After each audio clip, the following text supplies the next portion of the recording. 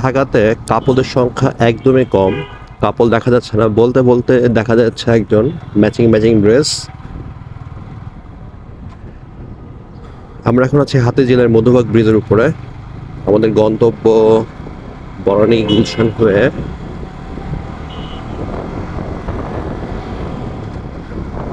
নিকুঞ্জ। বনানী গুলশান হয়ে নিকুঞ্জ আমাদের গন্তব্য। রাস্তাঘাট আজকে মোটামুটি বেশ ভালোই ফাঁকা, বাট সবার মধ্যে একটা তাড়াহুড়ো দেখা যাচ্ছে, বিশেষ করে বাইকারদের মধ্যে। বিগত 3 দিন আসলে মোটরসাইকেল চলাচল করে রাস্তাঘাটে, কি নাই বললেই চলে একদম।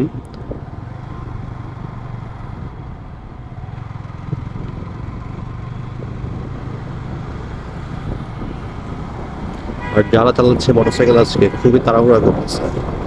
তাড়াহুড়া না করাই ভালো আসলে।